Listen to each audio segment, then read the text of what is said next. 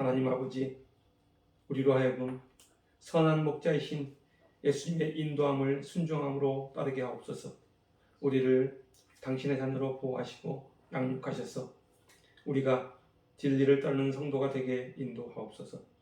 영적 어둠에 갇혀 살지 않도록 우리에게 참 빛을 주셔서 그 빛으로 세상을 이기며 승리하는 삶을 살도록 역사하옵소서. 우리는 다 양 같아서 그 행하며 영적 소경의 삶을 살고 있음을 고백합니다. 우리가 삶을 살아갈 때 끊임없이 다가오는 마귀 사탄의 방해로부터 승리하는 삶을 살도록 우리를 말씀으로 무장하게 하옵소서. 말씀으로 인도하시고 말씀이 생명되게 하셔서 우리로 하여금 세상 마귀 사탄의 계략에 넘어가지 않는 진리의 영을 부어 주옵소서. 그리하여 주님의 음성을 듣고 주님의 사랑 안에서 주님과 함께 살아가는 주님의 자녀가 되게 하셔서 어둠이 아닌 빛의 세계에서 주님을 찬양하는 성도가 되게 하옵소서. 주님의 기쁨과 풍성함이 넘치는 마음을 허락할 줄 믿습니다. 감사하며 예수님의 이름으로 기도드립니다. 아멘. 오늘 하나님께서 우리에게 주신 말씀은 요한복음 10장 1절에서 18절까지 말씀입니다. 교독하겠습니다. 내가 진실로 진실로 너희에게 이르노니 문을 통하여 양의 우리에 들어가지 아니하고 다른 데로 넘어가는 자는 절도며 강도요 문으로 들어가는 이는 양의 목자라. 문지기는 그를 위하여 문을 열고 양은 그의 음성을 듣나니 그가 자기 양의 이름을 각각 불러 인도하여 내느니라. 자기 양을 다 내놓은 후에 앞서가면 양들이 그의 음성을 아는 고로 따라오되 타인의 음성은 알지 못하는 고로 타인을 따르지 아니하고 도리어 도망하느니라. 예수께서 이 비유로 그들에게 말씀하셨으나 그들은 그가 하신 말씀이 무엇인지 알지 못하니라. 그러므로 예수께서 다시 이르시되 내가 진실로 진실로 너희에게 말하노니 나는 양의 문이라. 나보다 먼저 온 자는 다 절도요 강도니 양들이 듣지 아니하였느니라. 내가 문이니 누구든지 나로 말미암아 들어가면 구원을 받고 또는 들어가며 나오며 꼴을 얻으리라. 도둑이 오는 것은 도둑질하고 죽이고 멸망시키려는 것뿐이요 내가 온 것은 양으로 생명을 얻게 하고 더 풍성히 얻게 하려는 것이라. 나는 선한 목자라. 선한 목자는 양들을 위하여 목숨을 버리거니와 삭구는 목자가 아니요 양도 제 양이 아니라 이리가 오는 것을 보면 양을 버리고 달아나나니 이리가 양을 물어가고 또 해치느니라. 달아나는 것은 그가 삭군인 까닭에 양을 돌보지 아니함이라. 나는 선한 목자라. 나는 내 양을 알고 양도 나를 아는 것이. 아버지께서 나를 아시고 내가 아버지를 아는 것 같으니 나는 양을 위하여 목숨을 버리노라. 또 이 우리에 들지 아니한 다른 양들이 내게 있어 내가 인도하여야 할 터이니 그들도 내 음성을 듣고 한 무리가 되어 한 목자에게 있으리라. 내가 내 목숨을 버리는 것은 그것을 내가 다시 얻기 위함이니 이로 말미암아 아버지께서 나를 사랑하시느니라. 이를 내게서 빼앗는 자가 있는 것이 아니라 내가 스스로 버리노라. 나는 버릴 권세도 있고 다시 얻을 권세도 있으니 이 계명은 내 아버지에게서 받았노라 하시니라. 아멘.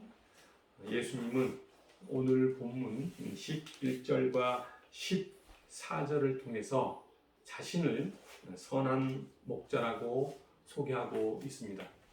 여기서 선한 목자라는 것은 구약 성경에서는 여호와 하나님께 적용되는 개념입니다. 그래서 다윗은 시편 23편 1절에서 여호와를 가리켜 나의 목자라고 했던 것입니다. 시편 23편 1절부터 3절까지 제가 읽어드리겠습니다. 여호와는 나의 목자시니 내게 부족함이 없으리로다. 그가 나를 푸른 풀밭에 누이시며 쉴만한 물가로 인도하시는도다. 내 영혼을 소생시키고 자기 이름을 위하여 의의 길로 인도하시는도다. 그렇습니다. 목자는 양을 인도하고 안내하고 다스리며 보호하고 양육한다는 의미가 포함되어 있습니다. 그렇다면 예수님은 왜 자신을 선한 목자라고 하셨을까? 들판에 한가로이 풀을 듣고 있는 양들이 있습니다. 이같이 들판에 있는 양들은 들짐승의 위협으로부터 항상 노출되어 있습니다. 목자가 그 양들을 지키지 않으면 양들은 들짐승들의 먹이가 될 수밖에 없습니다. 그러나 목자가 양들을 지키고 다스리면 들짐승들의 위협으로부터 안전하게 보호됩니다. 이와 같이 예수님은 이 땅에 선한 목자로 오셔서 당신의 양이신 우리들을 보호하시고 인도하십니다. 우리가 인생을 살아가면서 다가오는 위협들과 어려움에 직면할 때 예수님께서는 우리들의 보호자가 되시고 우리들의 인도자가 되신다는 사실을 잊지 않고 살아야 합니다. 예수님은 위험으로부터 절대적인 도움이 필요한 성도들의 목자가 되십니다. 이 말을 다른 의미로 이야기하면은 영적인 어둠에 갇혀 살아가는 성도들을 빛으로 인도하셔서 새 생명으로 인도하신다는 이야기입니다.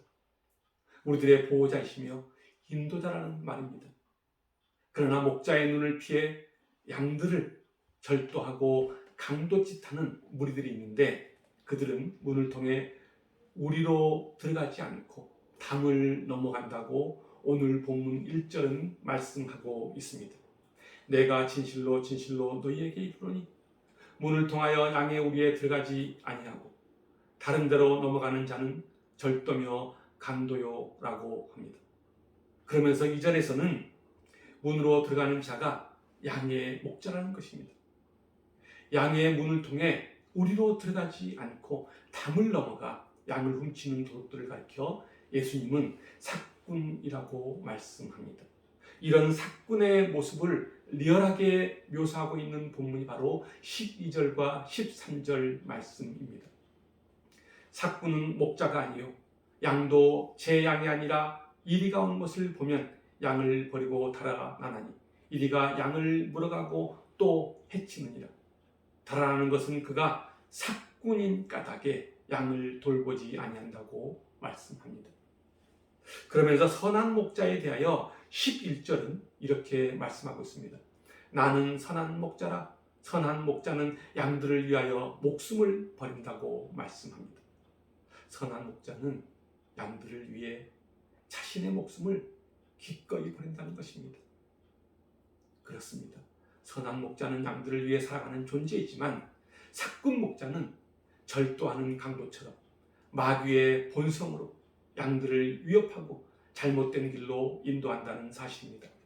그리고 삭군 목자는 마귀처럼 자신을 광명의 천사로 위장하여 사람들에게 그리스도의 사도인 것처럼 가장하여 많은 사람들이 복음의 진리에서 멀어지도록 만듭니다. 고린도후서 11장 13절부터 15절까지는 이렇게 말씀하고 있습니다. 그런 사람들은 거짓 사도요 속이는 일꾼이니 자기를 그리스도의 사도로 가장하는 자들이니라. 이것은 이상한 일이 아니니라. 사탄도 자기를 광명의 천사로 가장하나니 그러므로 사탄의 일꾼들도 자기를 의의 일꾼으로 가장하는 것이 또한 대단한 일이 아니니라. 그들의 마지막은 그 행위대로 되리라 라고 말씀합니다. 양이라는 동물은 시력이 매우 약한 동물이라고 합니다. 어느 정도 시력이 약하냐 하면은 양들의 시력은 1, 2m 앞에 있는 물체도 잘 분간하지 못할 정도라고 합니다. 그래서 양들은 사나운 짐승들이 가까이 다가와도 잘 알아차리지 못해 그들의 먹잇감이 되곤 합니다. 그런데 양들의 시력이 매우 약하지만은 청력은 매우 발달해서 세미한 소리도 즉각 인지한다고 합니다. 창조주 하나님께서는 양이 생존하는 데 필요한 무기로 뛰어난 청각을 주신 것입니다. 양들은 눈으로 보고 판단하는 것이 아니라 소리를 듣고 판단하는 놀라운 능력을 가지고 있습니다. 그래서 양들은 자신들을 지켜주고 보호하는 목자의 음성을 듣고 따라가며 안전하게 생존할 수 있는 것입니다. 양들이 생존하기 위해서는 오로지 자신을 지켜주는 목자의 음성에 절대적으로 순종하는 길밖에 없습니다. 그래서 오늘 본문 3절부터 5절까지는 이렇게 말씀하고 있는 것입니다. 문지기는 그를 위하여 문을 열고 양은 그의 음성을 듣나니 그가 자기 양의 이름을 각각 불러 인도하여 내느니라. 자기 양을 다 내놓은 후에 앞서가면 양들이 그의 음성을 아는 고로 따라오되 타인의 음성은 알지 못하는 고로 타인을 따르지 아니하고 도리어 도망한다고 말씀합니다. 양들은 자기를 지켜주고 보호하는 목자가 아닌 다른 사람의 음성을 알지 못하고 그를 따르지도 않습니다. 예수님의 이 같은 비유를 통해 바리새인들에게 당신은 양의 목자로 이 땅에 오셨음을 말씀하셨습니다. 그러나 바리새인들은 예수님이 하신 말씀을 도무지 이해하지 못했던 것입니다. 한마디로 영적 소경인 바리새인들은 예수님의 말씀이 어떤 의미를 가지고 있는지 깨닫지 못했던 것입니다. 오늘 본문 이전의 장인 9장 40절을 보면은 바리새인들이 우리가 맹인인가? 라며 서로에게 질문하는 내용을 볼 수 있습니다. 이에 예수님은 맹인이 되었다면 죄가 없을 텐데 너희들은 스스로 맹인이 아니라고 하니 너희 죄가 그대로 있다고 말씀하십니다. 이 말씀을 쉽게 해석하면 이렇습니다. 예수님께서는 바리새인들이 겸손하게 자신들을 영적 소경이라고 인정하고 고백하지 않습니다. 스스로 영적으로 지혜롭다고 교만을 떨고 있다는 것입니다. 그런 교만함을 예수님께서는 정죄하겠다는 것입니다. 세상에서 가장 큰 죄는 자신이 죄인이 아니라 의인이라고 착각하는 것입니다. 이런 자들은 회개할 줄도 모르고 그리스도를 구주로 영접할 기회도 얻지 못합니다. 오늘 본문은 앞선 이 9장의 이 같은 영적 소경에 관한 교훈을 배경으로 하고 있습니다. 요한복음 9장 39절부터 41절 말씀입니다.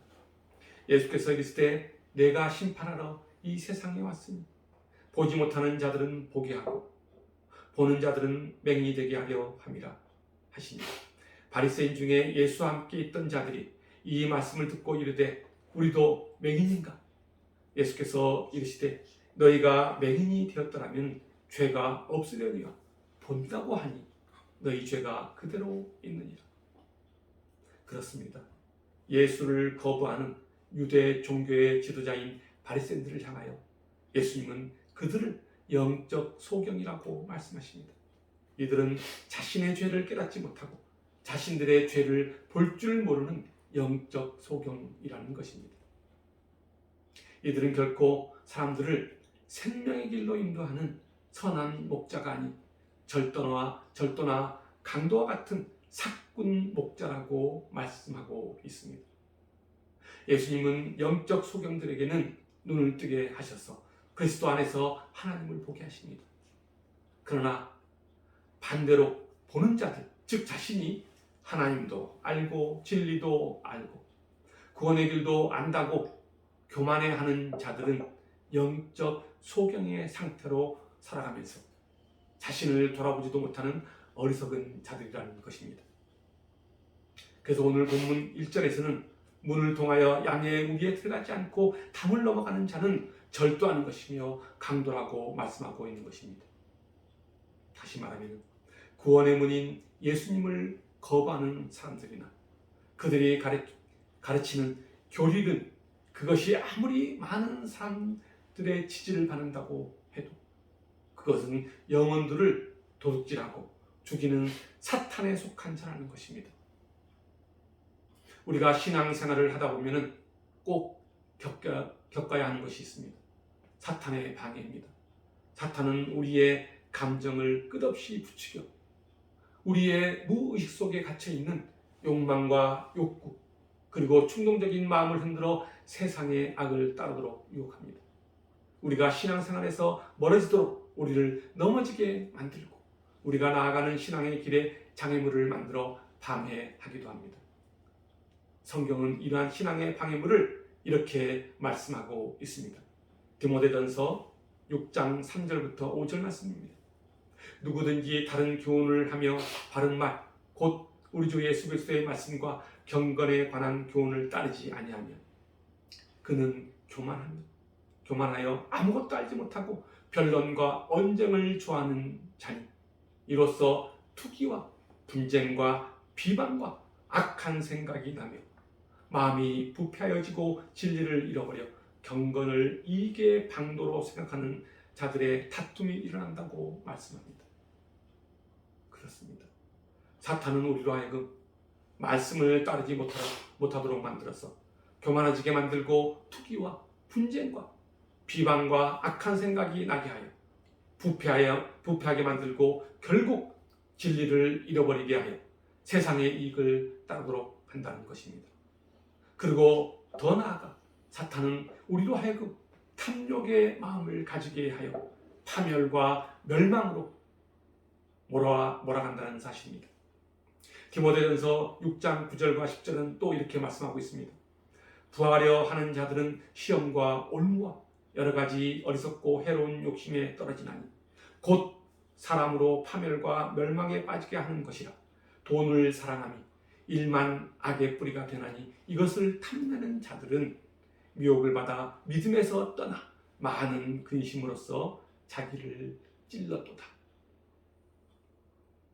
성경에서는 사탄의 또 다른 이름을 마귀라고 합니다. 예수님은 마귀를 이렇게 표현하고 있습니다. 요한복음 8장 44절입니다. 그는 처음부터 살인한 자요 진리가 그 속에 없으므로 진리에 서지 못하고 거짓을 말할 때마다 제 것으로 말하나니 이는 그가 거짓말쟁이요 거짓의 아비가 되었습니다. 그렇습니다. 마귀는 살인한 자요 그 속에 진리가 서지 못해 거짓을 말하는 거짓말쟁이라는 것입니다. 마귀 사탄은 예수님도 시험한 교활한 놈입니다. 성경에는 이 같은 내용을 여러 군데 기록하고 있습니다. 베드로의 항변 사건과 예수님의 광야 시험 사건이 대표적인 예입니다. 마귀는 광야에서 40일간 금식하신 예수님을 찾아와 예수님의 사역을 방해하고 좌절시키려고 했습니다. 그러나 결국 실패하고 맙니다. 그럼에도 불구하고 마귀는 끊임없이 찾아와서 괴롭히며 신앙을 무너뜨리려 합니다. 복음서를 보면은 예수님은 자신의 제자들에게 자신은 많은 고난을 받고 죽임을 당할 것이라고 말씀하십니다. 그러면서 자신은 3일 후에 살아날 것을 예고하십니다. 그러자 이 이야기를 듣고 있던 베드로는 예수님을 붙잡고 그러시면 안 됩니다 라고 항변합니다. 이 이야기를 듣고 있던 예수님은 이렇게 대답하십니다. 마태복음 16장 23절 말씀입니다. 예수께서 돌이키시며 베드로에게 이르시되 사탄아 내 뒤로 물러가라. 너는 나를 넘어지게 하는 자로다. 내가 하나님의 일을 생각하지 아니하고 도리어 사람의 일을 생각하는도다. 이 말이 무슨 뜻이죠? 베드로는 사탄 그 자체가 아닙니다. 베드로가 사탄의 도구로 사용되어 예수님의 메시아 사역을 가로막고 있음을 책망하고 있는 것입니다. 예수님은 사탄의 도구가 된 베드로에게 제자로서의 본분을 지키라는 것입니다. 너는 제자로서 따르는 존재이지 이끄는 존재가 아니라는 것입니다. 예수님의 사명을 자기 마음대로 결정할 권한이 없다는 것을 알려주고 있는 것입니다. 베드로의 행위는 예수님이 걸어가야 하는 구원의 길을 방해하는 걸림돌입니다. 하나님의 뜻을 어기도록 유도하는 범죄 행위임을 강력하게 말씀하고 있는 것입니다. 예수님의 고난을 극구 만류한 베드로의 말은 과거 광야에서 예수님을 시험했던 마귀의 유혹처럼 예수님의 사역을 방해하고 있음을 우리는 알 수 있습니다. 그래서 예수님은 광야에서 예수를 시험했던 마귀와 같이 예수의 사역을 방해하려는 베드로를 책망하고 있는 것입니다.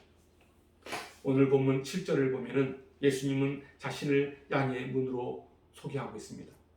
내가 진실로 진실로 너희에게 말하노니 나는 양의 문이라. 그러면서 9절에 보면은 내가 문이니 누구든지 나로 말미암아 나에게 오면 구원을 받을 것이요 선한 목자 대신 예수께 나오는 자는 언제라도 푸른 풀이 충분히 준비되어 있는 목초지를 발견하게 되어 아무 부족함 없이 예수 안에서 풍성한 삶을 누릴 것이라고 말씀합니다.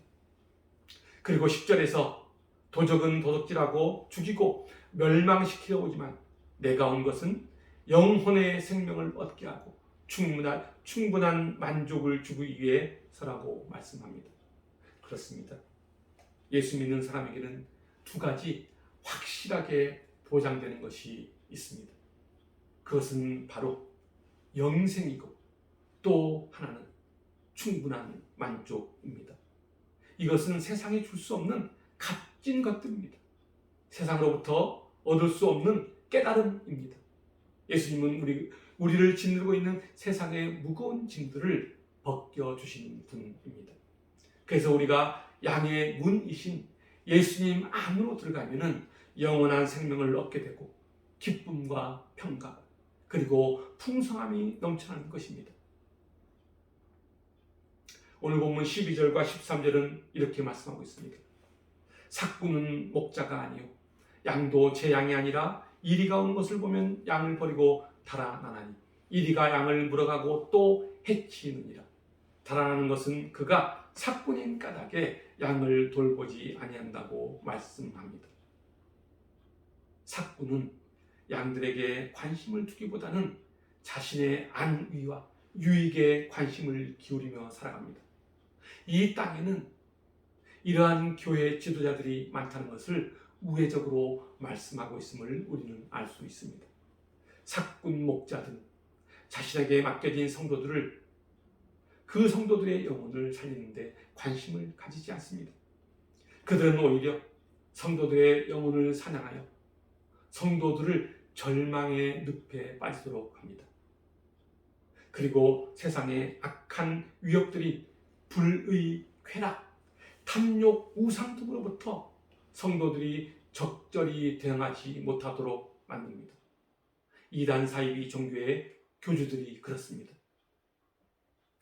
14절을 보면은 예수님은 자신이 선한 목자라고 말씀하시면서 자신은 자신에게 맡겨진 양을 알고 양도 예수님을 안다고 말씀하고 있습니다. 이 말씀을 직역하면은 이렇습니다. 예수께서 아시는 사람만이 진정한 그리스도인이며 이 사람들만이 예수를 안다고 말할 자격이 있다라는 것입니다.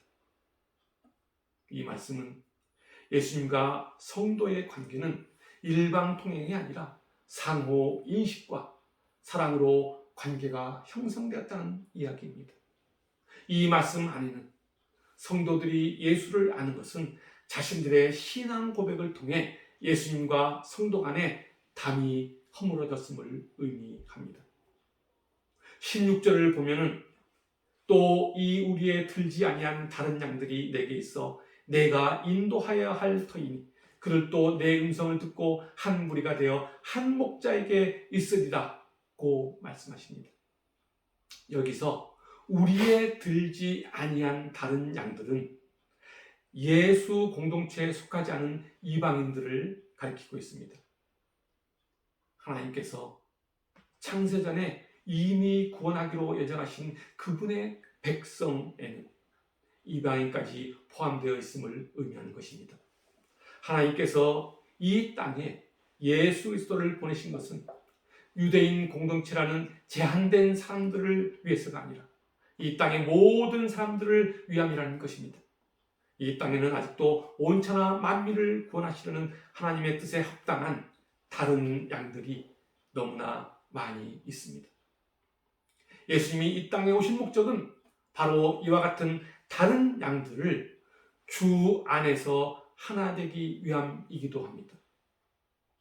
바리새인들은 이러한 예수님의 목적을 이해하기 어려웠던 것입니다.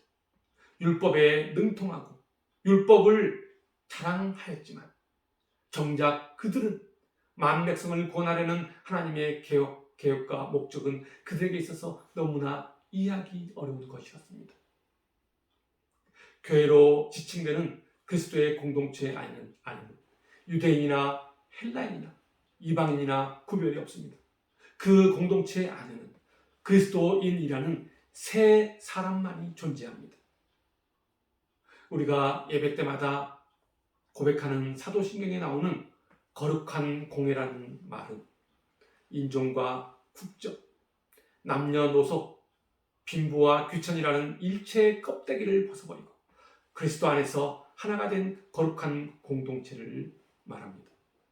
예수를 믿는 사람들은 예수 안에서 진정한 하나를 이루며 새로운 관계를 맺으며 산다는 이야기입니다. 18절 말씀입니다. 이를 내게서 빼앗는 자가 있는 것이 아니라 내가 스스로 버리노라. 나는 버릴 권세도 있고 다시 얻을 권세도 있으니 이 계명은 내 아버지에게서 받았노라 하시니. 이 말씀은 예수님이 자신에게 주어진 모든 결정은 자발적으로 스스로 하셨다는 이야기입니다. 예수님은 하나님의 권세를 지니신 창조주요, 구속주요, 심판주이십니다. 그럼에도 예수님은 스스로 하나님의 구속 섭리를 이루시기 위해 자발적으로 십자가의 죽음의 길을 가신 것입니다. 자발적 순종은 우리로 하여금 마음 깊은 곳에서 기쁨을 선사합니다. 누가 옆에서 부추겨 마지못해 하는 순종은 전혀 기쁨이 되지 못한다는 사실을 우리는 우리의 삶을 통해 익히 잘 알고 있습니다. 하나님께 나아가는 자발적 순종은 우리를 기쁘게 합니다. 우리를 풍성한 사랑 안에 거하게 만들어줍니다. 우리를 인도하고 우리를 안내하고 우리를 다스리며 우리를 보호하고 양육하는 예수님은 우리의 선한 목자 되십니다. 세상의 위험과 위협으로부터 우리를 보호하시고 우리가 영적인 어둠에 갇혀 살아갈 때 주님은 우리를 빛으로 인도하셔서 새 생명으로 인도하신다는 사실을 기억해야 합니다. 그래서 여러분 모두가 하나님의 음성을 듣고 하나님의 사랑으로 기쁨이 넘치는 풍성한 삶을 사시길 주님의 이름으로 간절히 축원합니다. 아멘. 기도하겠습니다.